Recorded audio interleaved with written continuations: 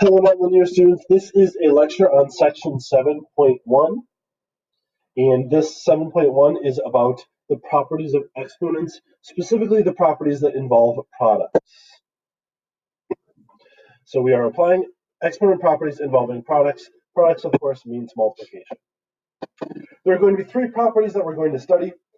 Sometimes we're going to use these properties in conjunction with one another, so a couple of them together. Let's dive into what these three properties are. The first property is called the product of powers property. What the product of powers property states is that if we have a number being taken to an exponent and we multiply that by that same number being taken to a different exponent, we can simplify that by adding their exponents together. So it would be a to the whatever m plus n power is.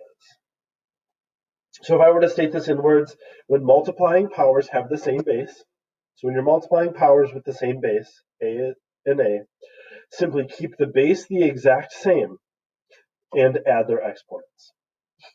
Okay?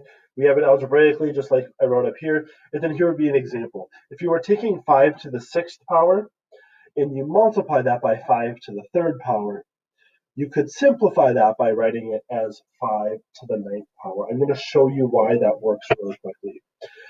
This says 5 to the 6th power. We know 5 to the 6th power is the same as 5 times 5 times 5 times 5 times 5, right? 6 times. And then we're going to multiply that by whatever 5 to the 3rd power is. 5 to the 3rd power is 3 5s. 5 times 5 times 5.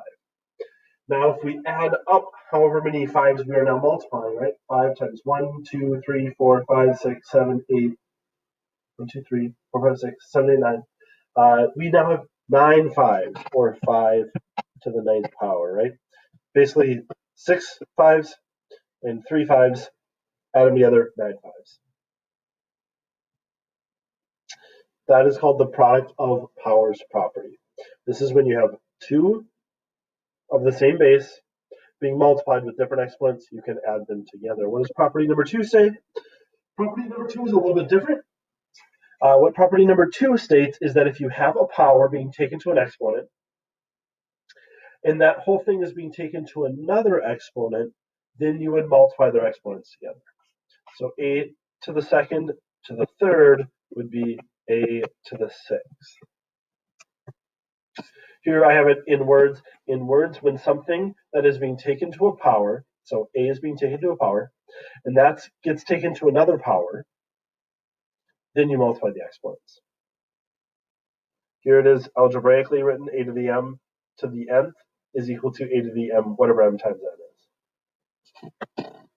And then here's our example, 5 to the 6th, all to the 3rd power. That should be the same as 5 to the 18th. Once again, I'm going to show you how this works.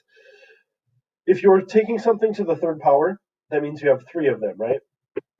So if we're taking 5 to the 6th power to the 3rd, that means we have 3 5 to the 6ths. Well, using our previous property, we have the same base, and we're multiplying them. That means that we would add their exponents together. 6 plus 6 plus 6 is 18. That's verification that that did work, right? 5 to the 6th to the 3rd was actually 5 to the 18th. What would be faster than writing this out is to simply multiply them. And then the last property of the day before we get to a bunch of examples says that if we have something in parentheses, or a couple things that are being multiplied in parentheses, being taken to a power, the way that we simplify that is by taking the exponent and applying it to everything. So this would be the same as 2 to the 3rd, x to the 3rd. This is called the power of a product property. In words, when taking a product, two things being multiplied, to a power, apply the power to each of the things that are being multiplied. Here it is algebraically, and then here would be an example. If I was taking 3x to the 3rd power, take that exponent and apply it to everything in the parentheses, and we're good. So all of these properties are going to be kind of used together, sometimes multiple of them, right? And we're going to need to simplify these expressions. So In this problem here, which of these properties are we talking about? Well, this would be the property where if you have a product being taken to a power, apply that exponent to everything. This would be the same as 42 to the third power times 12 to the third power.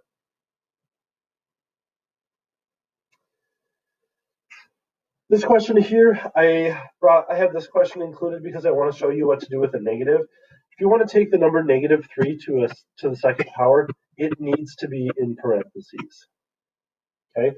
If you just wrote -3 squared without putting the negative sign in parentheses, this only says the 3 is being squared, and there's a negative in front.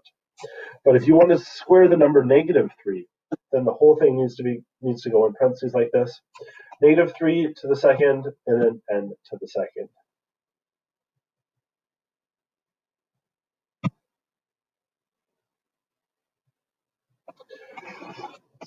This question here, remember if you have something being taken to a power, being taken to another power, you multiply those things together.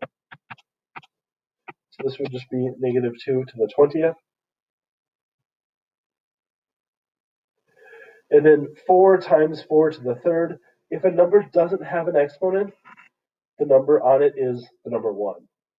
So this just says 4 to the first times 4 to the third. And then now they have the same base, but they're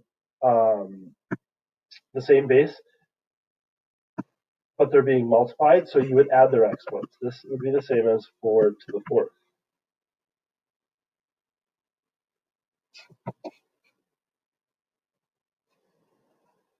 We still got more fun examples. Here we have 9 times m to the third times n, and all of that is being taken to the fourth power. What do you do with that? Well, you would take this 4 and you would apply it to everything. When you apply it to everything, the 9 would now have to the fourth power. Now this is the kind of part where you're using multiple of the properties together. If you have m to the third being taken to the fourth power, that's when you multiply them, right? That's like saying m to the third to the fourth. And you would multiply those properties together, or those exponents together, giving you m to the 12th, n to the fourth.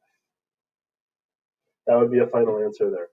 You can't multiply these or combine their exponents because the bases aren't the same. If they were both m here, you could combine those. But because one's an m and one's an n, they cannot be combined. Let's go ahead and deal with this one. This one's actually going to use all 3 of the properties. My first thing that I would do is apply the 4 to both of those, giving me 5 times 5 to the fourth times x to the what power? Hopefully you are saying 8th because you would multiply them together. Now I have a 5 times 5 to the fourth. Remember, the exponent on this 5, if it doesn't have one, is just 1. And they're being multiplied with the same base. So I could add their exponents, 5 to the 5th, x to the 8th. That's all I got for you guys today. Your homework is going to be section 7.1, numbers 11 through 30. Please let me know if you guys have any questions.